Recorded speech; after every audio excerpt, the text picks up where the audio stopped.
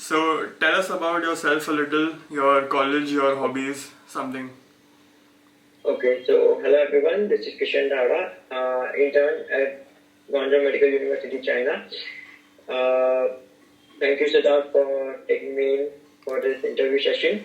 And I recently passed my step 1. Currently, I'm preparing for step 2 and FMG in this December. Yeah, that's it. Yeah. And moving on to your NEET UG journey, which college were you in 11th, 12th?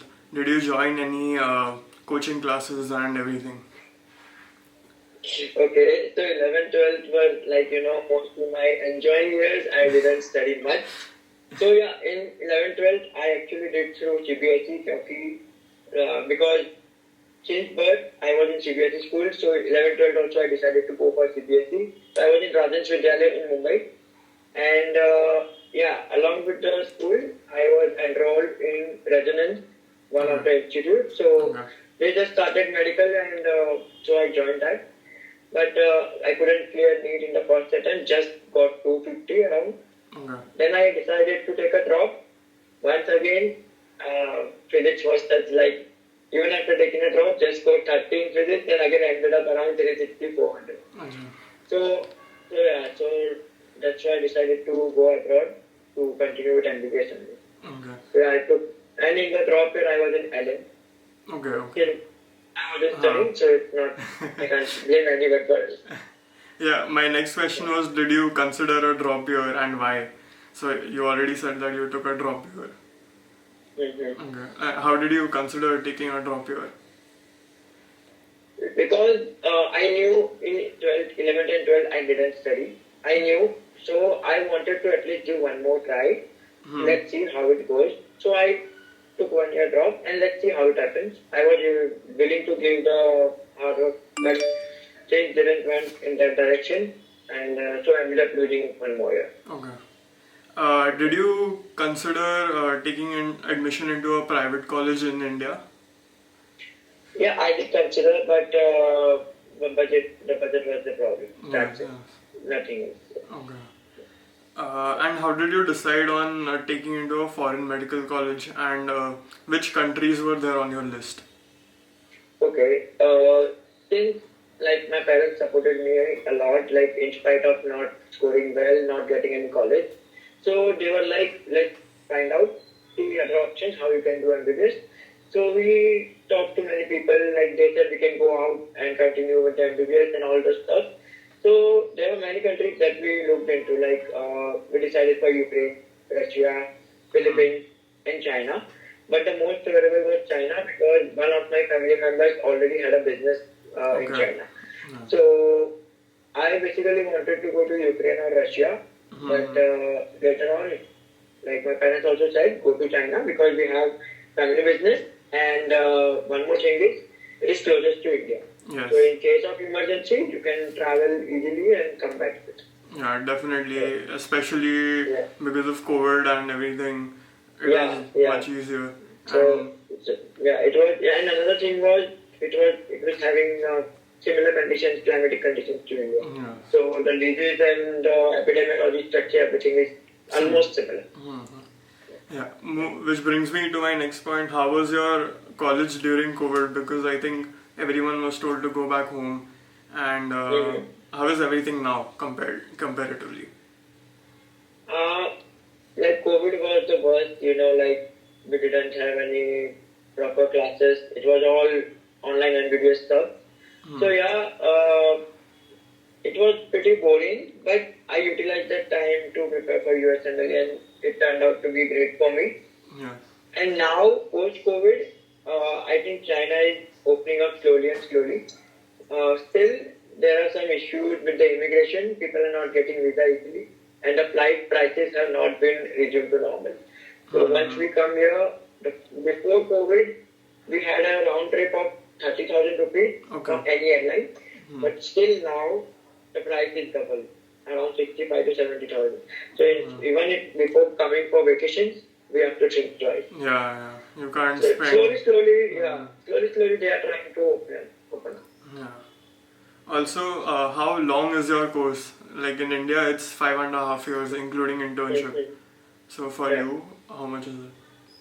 See, in China, it is 5 years plus 1 year internship. Okay. Okay, so total. Yeah, 6 years. it depends country to country, right? Like if you go in Russia, so there is 6 years of course. They not include internship there. In Okay. Ukraine also it is same.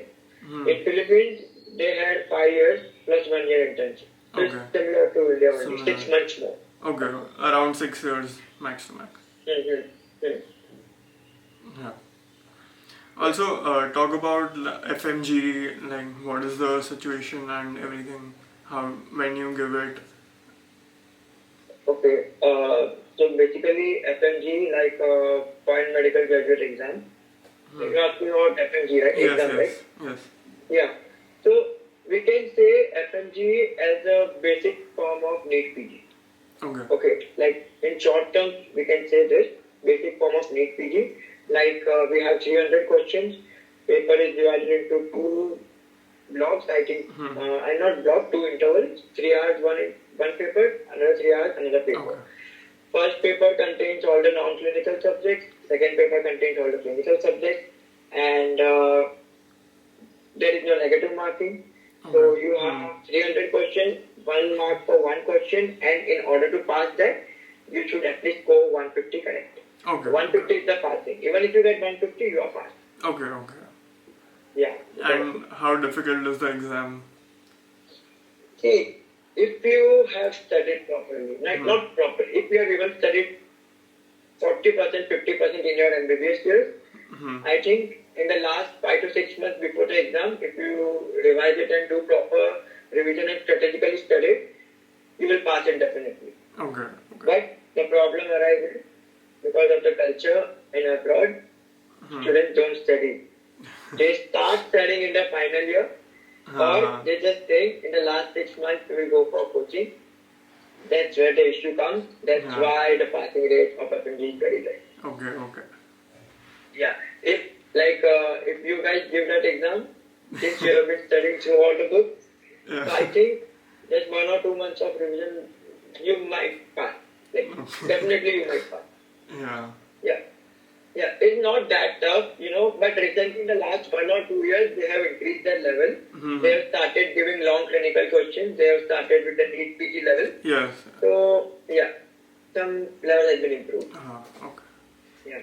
How is your current feeling when you look back at your journey and the decisions that you took? Yeah. I think I'm pretty lucky, like my parents supported me because many students were there who had to give up their dreams after not being qualified for the NEET. So I feel pretty lucky, and I got to explore many new things, going to different countries, different culture, different language, everything totally different. Yeah. So it's when I look back, I think it's a good decision that I made. Nice. And what advice will you give to a student who will not get into a MBBS college in India? I didn't get a question. Can you repeat? What advice will you give to a student who will not be able to get a MBBS college in India in this year's NEET? My clear-cut advice would be, see, now the condition for foreign medical graduates is not good because the NLC, sorry, I should not mention the board, the governing body for the medical students, please just beep it, okay? Yeah. So in short, I can say that the governing body for the medical students, like they are not providing enough support to the foreign medical graduates. So for all those students who have not cleared NEET, you can go 2 ways. Either you can, take a drop, apply again for the exam, study again. Second, if you have enough budget, don't ever think about going abroad. Just take admission into any private medical college or deemed college. Third one, if you want, change the line. Decide for something else. There are many things. You can go for BDS, you can go for physiotherapy, you can go for BMS, BHMS, you can go for many fields. Okay. But, if you have enough money, go for private. If you don't have enough money, looking at this condition, I would not advise anyone to go abroad and study because the condition is not good. Yes, okay. Yeah. And that's it. Thank you for being with us here and answering some questions. My pleasure. My pleasure always.